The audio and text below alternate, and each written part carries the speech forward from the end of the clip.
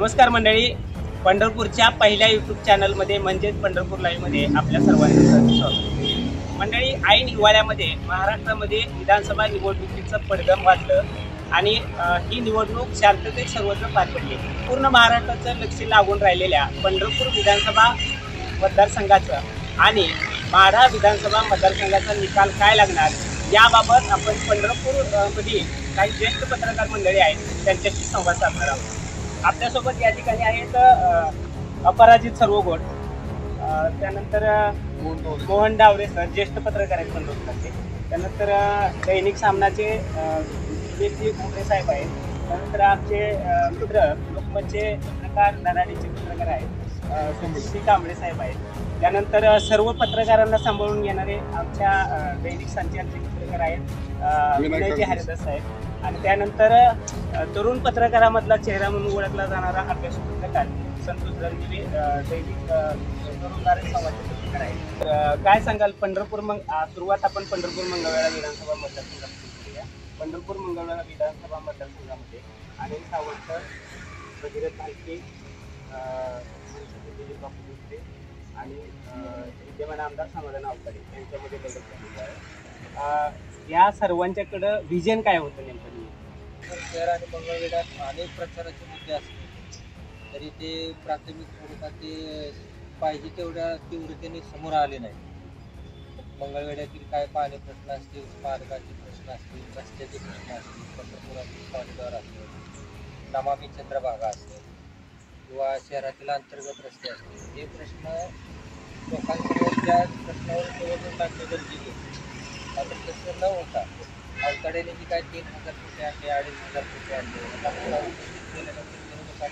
निवडून अवताडेकडून ही प्रचारात पुन्हा विकासाचे मुद्दे न करता की घरात बसून आमदार होत नसणे किंवा आणखी काय मागचे मुद्दे काढून निवडणूक पाहुणी मुद्द्यावर लढवण्याचा प्रयत्न केला। मात्र शेवटच्या टप्प्यात ज्या चौरंगी जरी लढत होत असते तरी प्रामुख्याने भगीरथ भालके आणि समाधान अवताडे यांच्यामध्ये यामध्ये सरकारी किती मदत या दोघांच्या विजयाची घटना होती। हो, अनिल सावंत हा नवा चेहरा आहे, त्यांना प्रचाराला वेळ कमी मिळाला आहे, लोकांच्या पर्यंत जाण्याची काँग्रेस आणि राष्ट्रवादी यांच्यामध्ये हा मतदारसंघ कुणाकडे यावरून बरेच रस्सीखेच सुरू होती महाविकास आघाडीमध्ये, आणि महाविकास आघाडीतल्या राष्ट्रवादी काँग्रेसकडे भगीरथ दादांनी उमेदवारीची मागणी केली। पुरेसर 20 दिवस होते मागच्या काळामध्ये उमेदवारी जाहीर करण्यासाठी। पहिली यादी झाली, भगीरथ दादांचं नाव जाहीर झालं, दुसरी यादी झाली, भगीरथ भालकेंचं नाव जाहीर झालं नाही। आपल्याला राष्ट्रवादीकडून उमेदवारी मिळणार नाही हे त्याच्या लक्षात आल्यानंतर त्यांनी काँग्रेसकडे प्रयत्न केला आणि काँग्रेसने त्यांना उमेदवारी दिली। वास्तविक पाहता हा मतदारसंघ राष्ट्रवादी म्हणजे शरद पवार गटाकडे असल्यामुळे शेवटच्या जे उमेदवारी अर्ज दाखल करायच्या आदल्या दिवशी अनिल सावंत यांची उमेदवारी जाहीर झाली, त्यामुळे त्यांची यंत्रणा आणि त्यांचा जो कामांचा जो अहवाल आहे तो लोकांपर्यंत पोहोचण्यासाठी सगळे मिळाले। त्यामध्ये मनसेचे नेते आहेत आणि सर्वसामान्य जनतेला आवाहन केले, मी गरीबाचं लेकरू आहे आणि मला म्हणता सर्वसामान्य जनतेचा कोण दिलीप बापू गेल्या 5-6 वर्षापासून पंढरपूरच्या विविध प्रश्नांवरती सातत्यानं आपल्याला आवाज उठवताना दिसत आहेत। स्वखर्चातून त्यांनी अनेक प्रश्न देखील मोठ्या प्रमाणामध्ये पंढरपूर शहरातील मार्गी लावलेले आहेत। कोरोना काळातलं त्यांचं काम जे आहे अतिशय उल्लेखनीय आहे। लोकांना अन्नदान असेल, लोकांना वैद्यकीय उपचार असतील, हे त्यांनी स्वखर्चातून केलेलं असल्यामुळे सर्वसामान्य कुटुंबामध्ये त्यांच्याबद्दल असलेली सहानुभूती मोठ्या प्रमाणामध्ये आहे।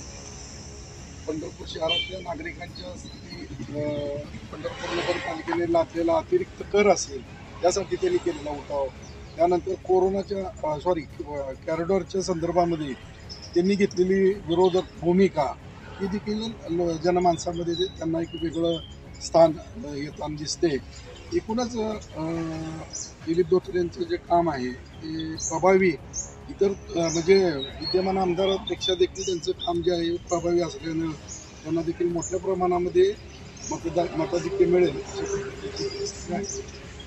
पण अनिल सावंताबद्दल बोलतात, दिलीप बापूबद्दल बोलतात, समाधान अवतडे यांच्याबद्दल काय सांगाल? 3,000 कोटी आणले विरोधकांनी आरोप केला. 3,000 कोटी जर आल्या संपूर्ण मतदारसंघाला काय पालट जाणार? पंढरपूर शहरातील रस्ते अजून सुटलेली नाही, त्याबद्दल काय? कसं झालं की शेवटच्या टप्प्यामध्ये म्हणजे लोकसभा निवडणुकीनंतर राज्यातलं जे महायुतीचं शासन आहे ते हडबडून गेलं की त्यांना अनपेक्षित असा लोकसभेचा कल होता. त्यामुळं विधानसभा निवडणुका महायुतीकडेच ठेवण्यासाठी त्यांनी काही नवीन नवीन खंडे योजनेत आणले. त्यामध्ये होता तो म्हणजे निधीचा, म्हणजे लोकप्रतिनिधीनं निधी मागायचा आणि राज्य शासनाचा तो जाहीर करायचा. अशा पद्धतीचं एक जे आहे अंमल तो या राज्यामध्ये होताना दिसतोय. मोठमोठ्या प्रकल्पाला हजारो घोषणाबाजी आहे ती मोठ्या प्रमाणामध्ये या ठिकाणी आपल्याला झालेली दिसते. परंतु झालेल्या घोषणांची अंमलबजावणी जी आहे ती अद्याप व्हायची आहे. कारण त्याच्यामध्ये अर्थसंकल्पामध्ये तरतूद होणं, या बाकीच्या इतर सगळ्या मंजुऱ्या घेणं, त्या सगळ्या अजून होणं बाकी आहे. त्यामुळं समाधान अवतड्यांनी जो दावा केला होता मोठ्या प्रमाणामध्ये जे आम्ही एवढा निधी आणला तो लोकांच्या पक्षाने पाठवला. भगीरथ बालकेंना सर्वसामान्य कार्यकर्ते आहेत त्यांचा मोठा पाठिंबा दिसून आला आहे. सोशल मीडियावरही प्रचंड प्रमाणात भगीरथ बालकेंना लोकांची सहानुभूती मिळत आहे. तर या बाबतीत भगीरथ बालकेचं पार्ट जड असतात चर्चेच्या संदर्भात. भगीरथ बालकेंनी निवडणूक घोषणेपूर्वी जाहीर केलं होतं की मी यावेळी निवडणूक जी आहे ती मी लढणार आहे. कुठल्या पक्षाकडनं असेल किंवा अपक्ष असेल हे मी सांगू शकत नाही. तत्पूर्वी त्यांनी राष्ट्रवादीकडे उमेदवारीची मागणी केली होती, त्यांना ती उमेदवारी मिळाली नाही आणि त्यांनी काँग्रेसकडून निवडणूक उमेदवारी दाखल केली. मागच्या वेळेस ज्यावेळेस ते पराभूत झाले तेव्हा देखील ते पराभूत व्हायला नको होते अशा पद्धतीची सहानुभूती जी आहे ती मतदारसंघामध्ये दिसत होती. मात्र त्यावेळी अवताड्यांनी जो धनलक्ष्मीचा जो जोर केलेला होता त्यावेळेस ऐन टप्प्यामध्ये भालके त्यामध्ये कमी पडली आणि अवताडे निवडून आले होते. ती कसर कुठंतरी भरून काढायची आणि आपल्या माणसाला निवडून द्यायची अशा पद्धतीची एक सहानुभूती मोठ्या प्रमाणामध्ये निवडणुकीच्या आधीच या मतदारसंघामध्ये दोन्हीकडून दिसत होती आणि त्याला विठ्ठल परिवाराची मोठी साथ होती. दरम्यानच्या काळामध्ये प्रशांत परिचारक यांनी देखील आपण उभारणार असल्याची वल्गना करून लोकांचं जनमत जाणून घेण्यासाठी बैठका सुरू केल्या आणि त्या बैठकामधून अवताडे यांच्यावर मोठ्या प्रमाणात टीका झाली आणि अवताडेकडून देखील प्रचारकांवरती मोठ्या प्रमाणामध्ये टीका टिप्पणी झाली. त्यामुळे या दोघांच्या कार्यकर्त्यांमध्ये आणि दोघां नेत्यांमध्ये देखील मोठ्या प्रमाणात मतभेद झालेले दिसून येत होते. त्यामुळं परिचारक अवताडे भालके अशा पद्धतीची लढत होईल असं काहीचं वातावरण होतं. मात्र भाजप श्रेष्ठींना परिचारकांची नाराजी शांत करण्यामध्ये यश आणि शेवटच्या टप्प्यात अगदी उमेदवारी जाहीर होण्याच्या दिवशीच परिचारकांनी अवताड्यांना पाठिंबा दिला. मात्र ही जी पाठिंबाची गोष्ट जी आहे त्यांच्या कार्यकर्त्यांना रुजली नाही आणि त्यामुळं भगीरथ बालकेंना मोठी सहानुभूती मिळेल अशा पद्धतीचं एक पुन्हा वातावरण या दोन्ही तालुक्यामध्ये झालं. आणि आता ती जी सहानुभूती होती ती शेवटच्या 2 दिवसामध्ये धनलक्ष्मी पुढे टिकली का यावरच आता निकाल जो आहे तो आपण दिसून धैर्यशील मोहिते पाटील आणि एकूणच मोहिते पाटील परिवाराने निवडणूक ठरवली तर तरी मागील पराभवाचा वचपा काढायचा. त्यामुळं धैर्यशील मोहिते पाटलांनी भगीरथ बालकेंच्या विरोधात अनिल सावंत यांना उभं केलेलं आहे अशी चर्चा आहे. त्या संदर्भात काय आदरणीय शरद पवार यांच्याकडे तिकीट मागण्यासाठी अमित पाटील माड्यावरून गेले होते. शेवटच्या दिवसापर्यंत ते तिकीट मागले. त्यांनी एवढाच संयम दाखवला की तिथून हल्ले नाही. पण त्याच ठिकाणी भगीरथ बालके सुद्धा तिकीट मागायला गेले होते पण त्यांनी संयम दाखवला नाही. त्यांचा संयम सुटला आणि त्यांनी प्रणिती शिंदे यांच्या मार्फत काँग्रेसकडून तिकीट घेतलं मोहिते आणि- पाटलांचा रोल काय? आणि ह्याच्यामध्ये बरेचसे लोक दुखावले गेले. त्या दरम्यान अनिल सावंत यांचा पवार साहेबांशी बऱ्यापैकी संपर्क चालू होता. त्यांची सुद्धा एक शिष्टमंडळ तुतारीचं तिकीट मागण्यासाठी तिथं बसून होतं. त्यामध्ये धैर्यशील मोहिते पाटलांचाही रोल आहे, पण मला वाटत नाही की त्यांनी ते वचपा काढण्याचा प्रयत्न केला. त्यामध्ये शेवट पक्ष आहे, पक्षाचे नादासाठी तर ते पण निर्णय घेणार ना काय.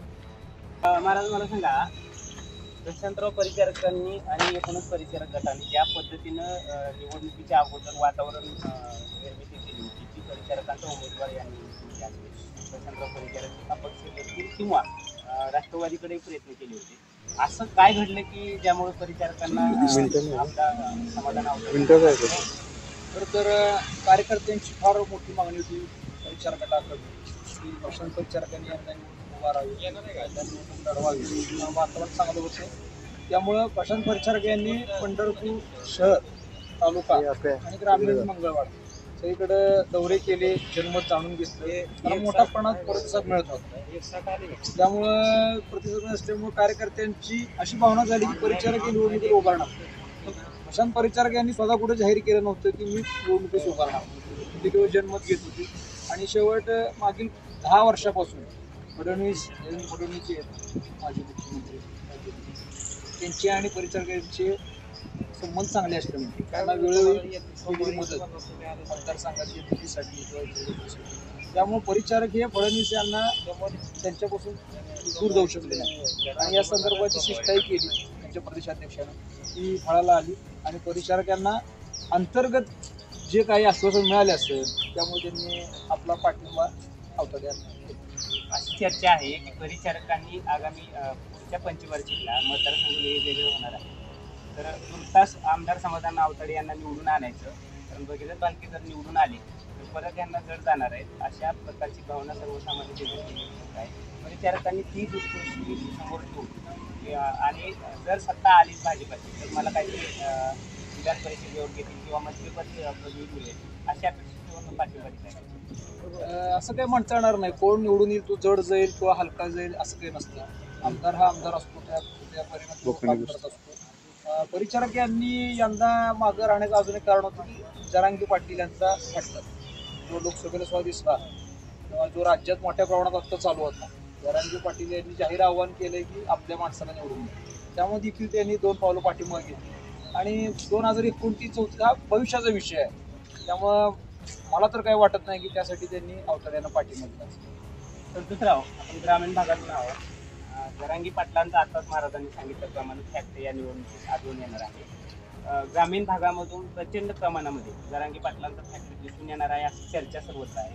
ह्याच्याबद्दल काय सांगाल? पंढरपूर मंगळवेढा विधानसभा मतदारसंघामध्ये जी प्रमुख उमेदवार आहेत समाधानदादा आवताडे, भगीरथ बालके आणि अनिल सावंत हे मराठा समाजाचे आहेत. ह्या तिघापैकी कुणाला मराठा समाजाचा कौल असेल? पंढरपूर मंगळवेढा या मतदारसंघात वेगळी परिस्थिती. जरांगे पाटील फॅक्ट कमी प्रमाणात चालली. ते कसं आहे, कमळ विरुद्ध पंजाब म्हणजे काँग्रेस विरुद्ध भाजप अशी लढत झाली तर काही उमेदवारांची टक्कर नव्हती. उमेदवारांची टक्कर लागली असती तर त्या पद्धतीनं समाधान आवतडे सगळ्यांना भारी पडणार आहेत, पण तसं नाही होणार. तर काँग्रेस विरुद्ध भाजप अशी लढत आहे. त्यामुळं काँग्रेसचं वातावरण इथं चांगलं आहे आणि भाजप विषयी जरा थोडीफार नाराजी आहे मतदारसंघात. त्यामुळे त्याचा चांगला फायदा काँग्रेसला बऱ्यापैकी पॉझिटिव्ह वातावरण. एकूणच ह्या 4 उमेदवारापैकी कुणाकडे जास्त करून म्हटलं ना काँग्रेसकडे जास्त केलं पाहिजे. काँग्रेस पक्ष बघून लोक मतदान बदलून पाहिजे.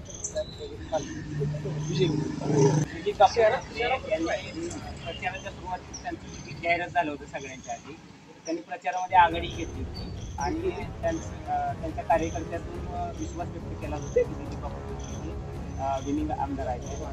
त्या संदर्भात दिलीप बापू धोत्रे यांची उमेदवारी कुणाला तरी पाडण्यासाठी कारणीभूत करायची. दिलीप बापू धोत्रे आणि तुतारी केली झाली ही दिलेली गेलेली आणि मैत्रीपूर्ण लढत होती. त्याचा फटका बीजेपीला बसेल असं वाटतं. पंढरपूर मंगळवेढा विधानसभा मतदारसंघामध्ये जी प्रमुख 4 उमेदवार आहेत यापैकी जनतेचा कौल कुणाकडे आहे? समाधान आवताडे. तुमचं काय मत आहे? काँग्रेसची वगैरे चालते. नाही, सांगणं तसं कठीण आहे, कारण चौरंगी लढत आहे. आजपर्यंत पंढरपूरमध्ये चौरंगी लढत होत होती. त्या चौरंगी लढतीमध्ये अनिल सावंत आणि दिलीप बापू त्या दोघांना जी मताधिक्य जाते ते किती पद जाते आणि या दोघांचं डिवायडेशन कोणाकडे होतं त्यावरती आहे. कारण निवडणुकीच्या 2 दिवस मतदानाच्या आधीपर्यंत म्हणजे 18 तारखेपर्यंत जनमत हे संपूर्ण भगीरथ बालकेंच्या बाजूने होतं. पण जनमत जे आहे ते आवताड्यांच्या बाजूने असल्यामुळे लोक कुणाला मतदान करतात हे 23 तारखेला असतं. चुरशीची लढत झाली आवताडे किंवा बालके यांच्यामध्ये कोण होणार? नाही, चुरशी लढत आहे दोघांपैकी उमेदवार निश्चित असं नाही. काँग्रेसचे भगीरथ बालके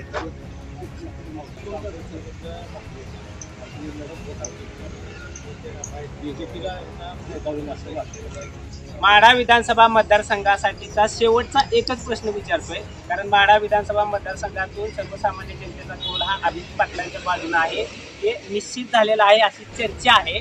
तर या संदर्भात सर्व आदरणीय पत्रकार बांधवांना शेवटचा माझा प्रश्न आहे, माढ्यामधून कोण आमदार होईल?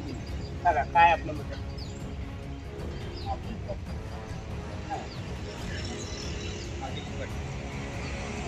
अभिजित पाटीलच होणार. त्याचं कारण त्यांनी जी प्रभावी मुद्दे मांडले त्यामुळं लोकांना ते पटलेले आहेत. नुसता लोकप्रतिनिधीमध्ये नुसता ऊस साखर कारखानदारी नाही, तर त्याशिवाय आपल्या रूढी परंपरा सण उत्सव आणि आपल्या मतदारसंघातील लोक देखील आनंदित राहिले पाहिजेत या गोष्टी सगळ्या त्यांनी अनुभवायला दिल्या लोकांना. त्यामुळं अभिजित पाटलांना लोकांनी पसंत केली. माढ्यामध्ये अभिजित पाटील हा कोरा चेहरा होता, दिलीप पाटील होते आणि त्याच्या विरोधात होते बबनराव शिंदे यांची फॅमिली आणि त्यांचं होतं. गेल्या 30-40 वर्षापासून त्यांचं वर्चस्व. त्यामुळं अभिजित पाटील हे यांनी जी विजन मांडलं, जे मुद्दे मांडले ते अनेक मतदारांना भावले. त्यामुळे त्यांना फार मोठा प्रतिसाद आला, कमी कालावधीमध्ये फार मोठा प्रतिसाद आला. पण अभिजित पाटीलांचा विजय हा पंढरपूर तालुक्यातील 42 गावातील किती मताधिक्य याच्यावर अवलंबून राहणार. त्यामुळे तिथं सुद्धा शिंदे आणि पाटील यांच्यामध्ये कोण बाजी मारणार हे निश्चित सांगू शकत नाही. अभिजित पाटील हे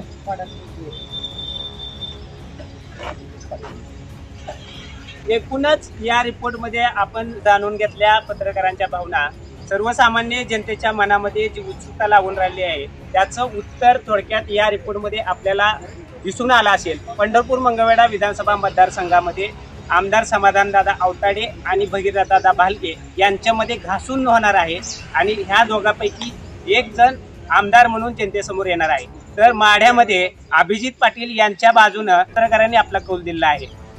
येणारा निकाल काय असेल तो असेल, परंतु जे आमदार निवडून येणार आहेत त्यांनी सर्वसामान्य जनतेच्या हिताचं काम करणं गरजेचं आहे आणि आपल्या मतदारसंघाचा विकास डोळ्यासमोर ठेवून राजकारण विरहित आपल्या सत्तेचा उपयोग केला पाहिजे. एवढंच या ठिकाणी सांगू शकतो. पंढरपूर लाईव्हसाठी भगवान वानखेडे, पंढरपूर.